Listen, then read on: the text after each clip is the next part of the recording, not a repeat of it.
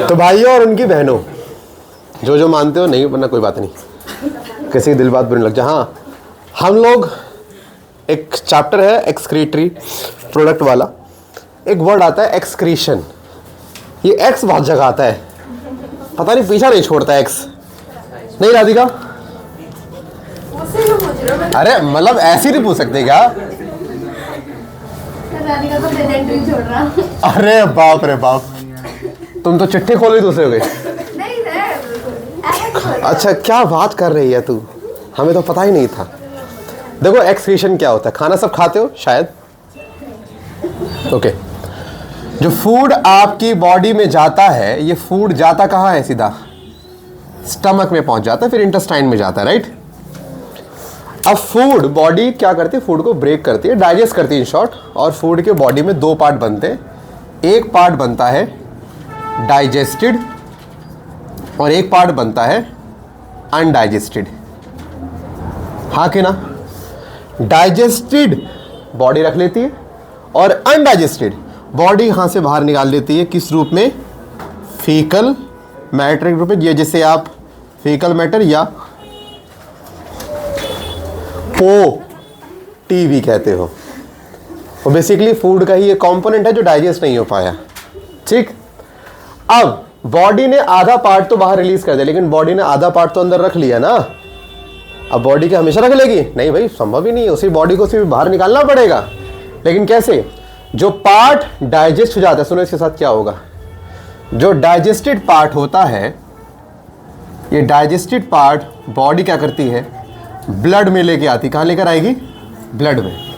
और ब्लड इस digested part को बॉडी के, मान लीजिए ये रहा ब्लड, इसमें ये रहा डाइजेस्टेड फूड। अब सोचो हाफ फूड ये रहा ना, अब ये सारा फूड बॉडी के सेल्स में भेजा जाता है। तो पहला क्वेश्चन, सेल्स में हम ये क्यों भेज रहे हैं? बड़ा सिंपल सा लॉजिक है। फूड का काम हमारी बॉडी में एक तो है स्ट्रक्चरल कंपोनेंट को बिल्ड करना, यानी हमारे स्ट्रक्चर को बनाना, और उसका एक मेन रोल है एनर्जी प्रोवाइड कराना। एनर्जी के लिए हमें उसको पहले यूज़ करना, उसको ब्रेक करना पड़ता है इन शॉर्ट। और याद होगा, किसी भी फूड को ब्रेक करके एनर्जी निकलवाने को रेस्पिरेशन कहा गया था, याद है? रेस्पिरेशन मतलब एक्सचेंज ऑफ गैसेस नहीं होता, किसी भी फूड को ब्रेक करके उससे एनर्जी निकलवाने क्या कहलाता है? रेस्पिरेशन। तो जितना फूड इन सेल्स में गया है, ये जो फूड गया है, ये क्या होगा? ये यूटिलाइज होगा सेल द्वारा। सेल इसको अलग अलग कामों में यूज, एनर्जी का यूज, उसमें एनर्जी में होना यूज उसका एक रोल है। ऐसे बहुत सारे इसके अलग अलग रोल आते हैं। ये सेल क्या करेगा? मान लीजिए मैं एक सेल को आपको जूम करके दिखाता हूँ। मान लीजिए इसमें ए वाला कोई फूड आता है, सेल कह रहा है मुझे एक नए टाइप के ऑर्गेनिक कंपाउंड की रिक्वायरमेंट है। वो ए को कन्वर्ट करता है बी में, बी को सी में और सी को डी में। डी बना प्रोडक्ट, लेकिन डी के साथ एक वेस्टफुल प्रोडक्ट भी बन गया। अक्सर ऐसा केमिस्ट्री में हम लोग पढ़ते हैं कि जब हम कोई रिएक्शन पढ़ते हैं, अब उससे जितने प्रोडक्ट मिलते हैं सारे काम के नहीं होते, एक या दो काम का होता है। और जो हमारे लिए काम का नहीं, वो क्या होता है? हमारे बाकी सारे क्या होते हैं? वेस्ट होते हैं। तो ऐसा फिक्स होता है किसी भी रिएक्शन में, एक तो आपका मनचाहा प्रोडक्ट मिलेगा और एक मिलेगा वेस्ट। ये वेस्ट मेटाबॉलिज्म द्वारा बनाया गया है, हाँ या ना? क्या मैं इस वेस्ट को मेटाबॉलिक वेस्ट कह सकता हूं? ये वेस्ट कौन सा हो गया? Metabolic waste. यानी जितने भी बॉडी के सेल्स हैं जिन्होंने डाइजेस्टेड फूड लिया है, हर सेल के अंदर कौन सा वेस्ट बन रहा होगा? Metabolic waste. सोचो, अब मैं ग्रीन कलर से इनके अंदर मेटाबॉलिक वेस्ट दिखा रहा हूं। ये कुछ ऐसा है कि आपके घरों में बाहर से खाने का सामान आता है, आपने फूड कंज्यूम कर लिया, अब जो उसका रिमेन रह गया है, जैसे आलू आपने खाया तो आलू का छिलका जो एक रिमेन रह गया, आपने मान लीजिए टमाटर तो टमाटर नहीं छोड़ो, कोई प्याज हो गया, उसका छिलका रह गया, वो क्या होगा? वेस्ट हो गया। तो हर फूड का आपने यूजफुल पार्ट तो यूज कर लिया, लेकिन जो बच गया वो क्या कहलाएगा? वेस्ट। अब ये वेस्ट आपके घर में कूड़े की तरह से इकट्ठा हो जाएगा। तो क्या आप इस कूड़े को घर में रखोगे? नहीं, आप घर के बाहर इस कूड़े को, देखो कभी अगर एक ऑप्शन रखना पड़ जाए ना कि कूड़े को घर के अंदर रखना कि घर के बाहर रखना है, तो आप घर के बाहर रखोगे हमेशा, चाहे कोई लेके ना जाए, लेकिन घर में तो आप नहीं रखने वाले ना। सेम सेल ने क्या कहा? भाई ये वेस्ट में सेल में क्यों रखूं? ये सारा वेस्ट सेल ब्लड में रिलीज कर देता है। अब सोचो, यही ब्लड जो पहले चुपचाप इसके लिए इतना अच्छा खाना लेकर आया था, उसी ब्लड में क्या आ गया? वेस्ट। अब बॉडी में दो तरह का वेस्ट है, सर एक वेस्ट है ये वाला जिसका नाम है मेटाबॉलिक वेस्ट, और एक वेस्ट है अनडाइजेस्टेड वाला। दोनों वेस्ट अलग है कि नहीं? अनडाइजेस्टेड वेस्ट के बॉडी के रिमूवल को आप लोग क्या बुलाते हो? डिफेकेशन करना। क्या बोलते हैं? डिफेकेशन, यानी बॉडी से बाहर फीकल मैटर को रिलीज करना है। जबकि मेटाबॉलिक वेस्ट जो ब्लड में आया है, ब्लड सीधा भागता है किडनी के पास। आपकी बॉडी में किडनी एक फिल्टर का काम करती है। किडनी में जाने के बाद किडनी क्या करता है? ब्लड का सारा मेटाबॉलिक वेस्ट अलग कर देगा, और जो प्योर ब्लड है वो बॉडी को रिटर्न कर देता है। तो इसीलिए कहते हैं किसी इंसान की किडनी खराब होती है ना, तो उसमें एक समस्या पता है क्या आती है?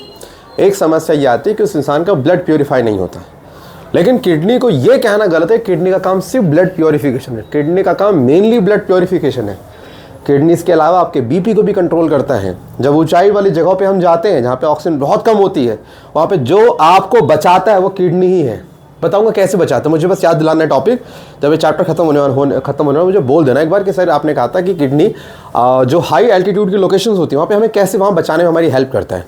ठीक है, अच्छा, ये मेटाबॉलिक वेस्ट में थोड़ा सा वाटर ऐड हो जाता है और इसी का रूप क्या बन जाता है? यूरिन। तो अब सोचो, हमारी बॉडी हर मिनट हर सेकंड यूरिन बना रही है। क्यों बना रही है? क्योंकि जब तक आप जिंदा हो बॉडी की आपका एक एक सेल अपने अंदर का रिएक्शन चला रहा होगा, और हर सेल में रिएक्शन चलेगी तो हर सेल का वेस्ट भी बनेगा।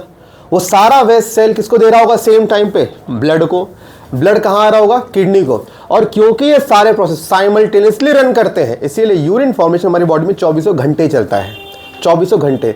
तो यूरिन हमारी बॉडी से बनना चाहिए ताकि बॉडी कौन सा वेस्ट निकाल सके?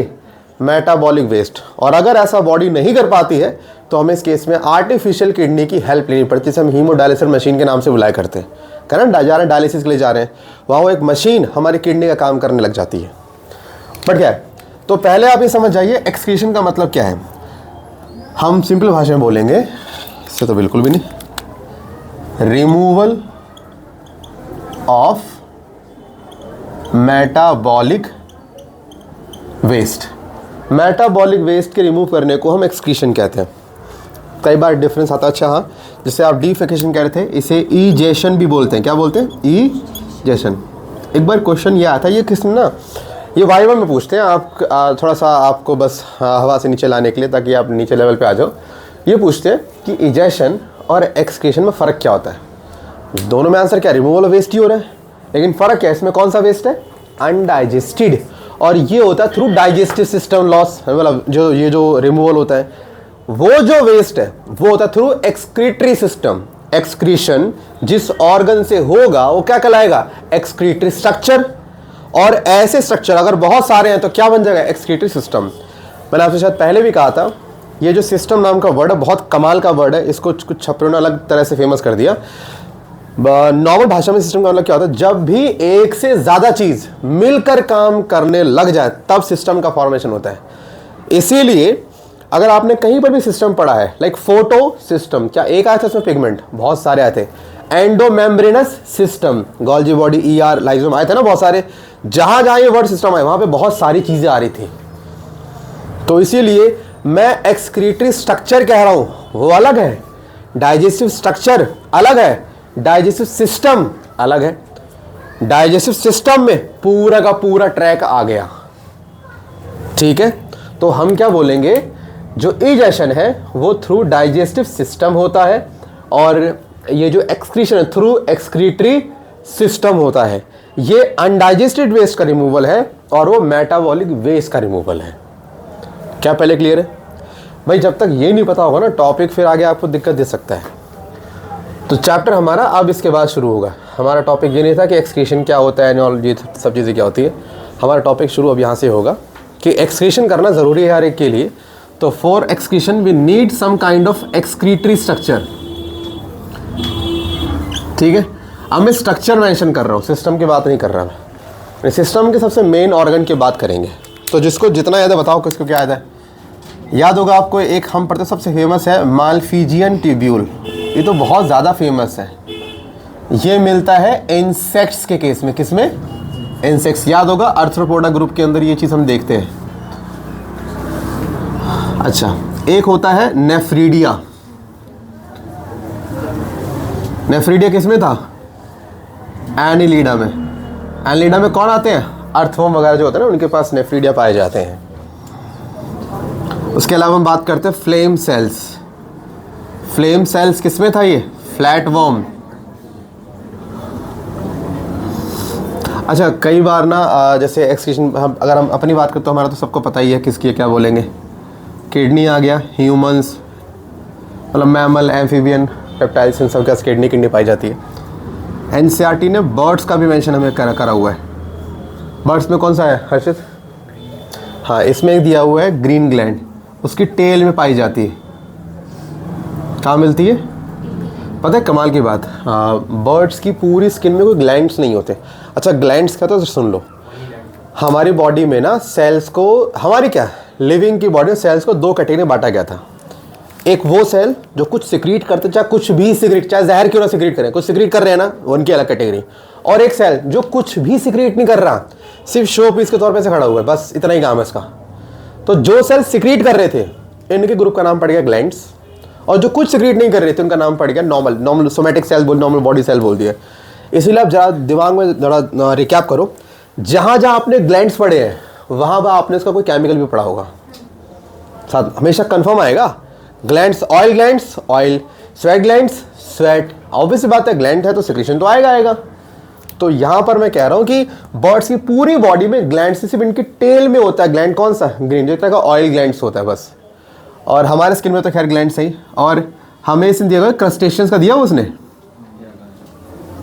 हाँ क्रस्टेशियन जैसे झींगा वगैरह आते हैं, प्रीन ग्लैंड या एंटीनरी, या इसको बोलते हैं एंटीनरी। भाई सुनो, इसमें एग्ज़ाम में क्या आएगा? पहली बात, इस एग्ज़ाम में इस टॉपिक से क्वेश्चन, और ऐसा नहीं किसी यही है, दुनिया में बहुत सारे, हमें नहीं करने, जो थोड़ा बहुत है वो चैप्टर 4 में, बाकी इसमें इतना है। एग्ज़ाम में सिर्फ मैचिंग आएगी, सिर्फ मैचिंग। 4 के नाम लिख देगा। देखो ह्यूमन की बात तो आपसे भूल कर नहीं करने वाले, बता रहा हूँ ना, तो आपसे किडनी का पूछेगा, ना ही वो आपसे बर्ड का, बहुत रेयर केस है। ये 4 केस है जो प्रायोरिटी रहती है इनकी, 1 2 3 4 बस।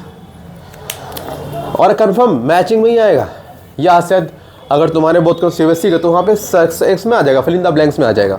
बोलेगा फलाना ऑर्गेनिज्म, और लिखेगा बताइए इसका कौन सा एक्सक्रीटरी स्ट्रक्चर है, या ये एक्सक्रीटरी स्ट्रक्चर है बताइए किस ऑर्गेनिज्म का है।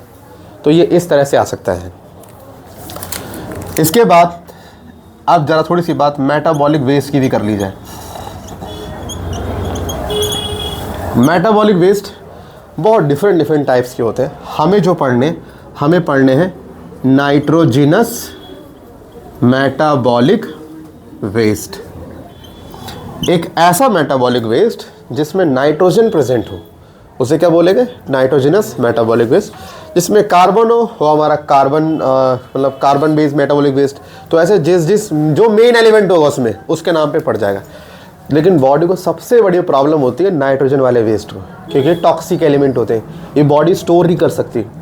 बाकी को बॉडी स्टोर तो कर सकती है, स्टोर ही नहीं कर सकती। यानी सबसे जो पॉइजनस मेटाबॉलिक वेस्ट कौन सा है? नाइट्रोजन वाले बॉडी हाथ जोड़ते हुए तो निकल जा बॉडी से। अब इस मेटाबॉलिक वेस्ट के भी 3 टाइप आते हैं। या तो मान लीजिए अमोनिया होगा, या यूरिया होगा, या यूरिक एसिड होगा। 3 मोस्ट कॉमन है, 3 ओनली नहीं है। अगर कोई अपनी बॉडी से, अच्छा मेरे वर्ड्स ध्यान सुनना, अगर कोई अपनी बॉडी से अमोनिया रिलीज करता है as a metabolic waste product, तो ऐसे ऑर्गेनिज्म को अमोनोटेलिक ऑर्गेनिज्म बोला जाएगा।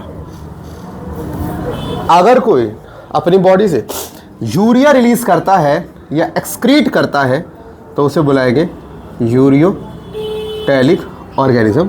और अगर कोई अपनी बॉडी से यूरिक एसिड रिलीज करता है, तो इसको बोलेंगे यूरिकोटेलिक। जैसे यहाँ पर आपको मिल जाएगा बर्ड्स, रेप्टाइल, या आपका मैमल, फेमस चीज़। इसमें आप एक्वाटिक एनिमल्स का एग्जांपल लेना हमेशा। एक्वाटिक एम्फीबियंस हो गए, एक्वाटिक इंसेक्ट्स हो गए, फिशेस हो गए। आप समझना है ऐसा क्यों। एनसीईआरटी ने जिक्र किया है कि इसको मोस्ट टॉक्सिक का खिताब किसको दिया गया है? अमोनिया को। इसको आई थिंक देगा लीस्ट टॉक्सिक का। और ये मिड में आता है, बहुत हाई भी नहीं बहुत कम भी नहीं है, एक एवरेज में आता है। समझो है क्या? अगर आपकी बॉडी को अगर एक मॉलिक्यूल ऑफ अमोनिया निकालना हो, बता दो अगर आपकी बॉडी को, तो 1000 मॉलिक्यूल वाटर चाहिए उसको रिमूव करने के लिए। यानी अमोनिया सिर्फ वो ही अपनी बॉडी के बाहर छोड़ सकता है जिसके पास पानी की मात्रा बहुत ज़्यादा हो। क्योंकि अगर मैंने क्या बोला, इंसान ने अगर 12% से ज़्यादा जितना बॉडी में वाटर है उसका अगर 12% ज़्यादा वाटर लॉस कर दे, इंसान की इंस्टेंट डेथ हो जाती है। इंस्टेंट डेथ होती है, इंस्टेंट, टाइम ही नहीं मिलेगा आपको जाने का हॉस्पिटल, इतना इतना खतरनाक केस होता है ये। दैट्स व्हाई बोलते हैं डिहाइड्रेशन को हल्के में नहीं लेना चाहिए, ठीक है। अब सोचो अगर अमोनिया हम रिलीज़ करने लग जाते तो हमारी बॉडी का वाटर लॉस होता कि नहीं होता? तो अमोनिया को एक्सक्रीट होने के लिए लार्ज अमाउंट ऑफ वाटर चाहिए होता है, इसीलिए अमोनिया वही एक्सक्रीट करते हैं जिनका पानी की क्या है, भरमार है। तभी निकल लिखा है एक्वाटिक एक्वाटिक एक्वाटिक। टेरेस्ट्रियल वाला अमोनिया रिलीज करके अपने प्राण संकट में नहीं डालेगा।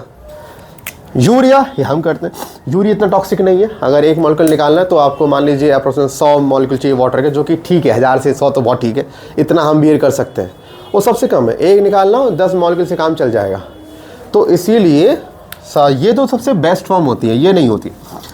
अब एक नई बात सुनना, हम किस में आ रहे हैं, यूरियो में। इधर देख लो, हमारी जो बॉडी होती है, ह्यूमन की जो बॉडी होती है, ह्यूमन की बॉडी में प्रोटीन का ब्रेकडाउन तो चलता ही चलता है, ठीक है।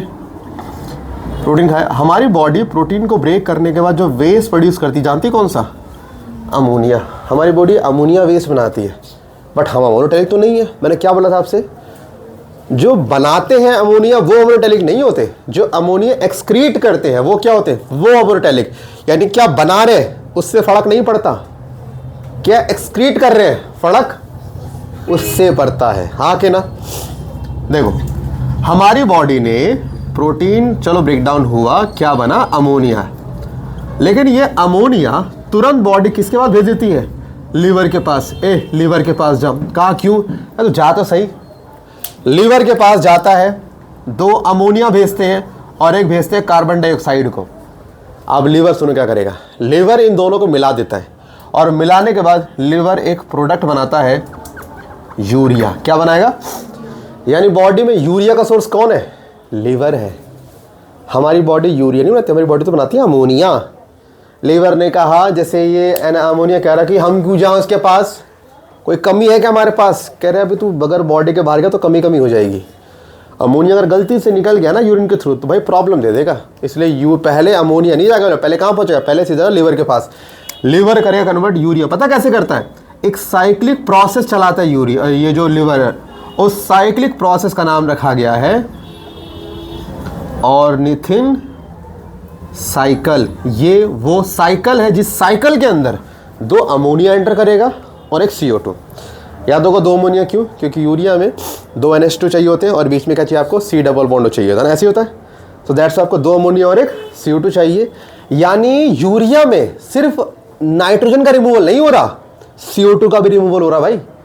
यानी किडनी सिर्फ NH3 या नाइट्रोजन का वेस्ट नहीं उठा रही, कार्बन का भी वेस्ट साथ में रिमूव कर। लेकिन मेन एलिमेंट कौन है, नाइट्रोजन एलिमेंट, यहां पर हमारे सामने आ रहा है। तो पहला क्वेश्चन, ऑर्निथिन साइकिल कहाँ होती है, लीवर में। ऑर्निथिन साइकिल का मोटिव क्या है, अमोनिया को यूरिया में चेंज करना है। थर्ड चीज़, बॉडी का सबसे ज़्यादा जो क्या बोले इम्प्योर ब्लड कहाँ से निकलता है, लीवर से निकलता है। क्योंकि लीवर बना रहा है ना यूरिया, तो कहाँ से निकलेगा, लीवर से निकलेगा। ऐसा हमेशा जो सबसे खतरनाक वेस्ट है यूरिया वाला। किस ब्लड में यूरिया का अमाउंट सबसे ज़्यादा हाई होगा, जो ब्लड लीवर में आ रहा है, जो ब्लड लीवर से जा रहा है, तो लीवर से जा रहा है उसमें, ठीक है। क्वेश्चन आएगा कि इंसान तो अमोनिया बनाता है, तो हमें अमोनोटेलिक ना बोल के यूरोटेलिक क्यों बोलते हैं, तो बोलना कि किसी भी ऑर्गेनिज्म को क्या वेस्ट बनाता है उससे उसकी उपाधि नहीं मिलती, क्या वो एक्सक्रीट कर रहा है उससे मिलती है। हम बना भले ही अमोनिया रहे हैं, लेकिन बॉडी किस में चेंज कर देती है, यूरिया में। क्योंकि अगर हमने अमोनिया एक्सक्रीट किया तो भैया हमारी बॉडी सारा वाटर लॉस हो जाता। तो ये एक छोटा सा किस्सा, इतना किस्सा आपके बहुत काम आएगा। साइकिल आपके किसी काम की नहीं है बिल्कुल। इसका अच्छा पहला प्रोडक्ट है इसका ऑर्निथिन, तभी नाम के रखा गया ऑर्निथिन साइकिल, वो आप छोड़ देना। इस साइकिल के नाम पे बड़े क्वेश्चन आए गए, इतना ही आपके लिए मोर देन इनफ है। इतना बनाओ या फिर लिखो।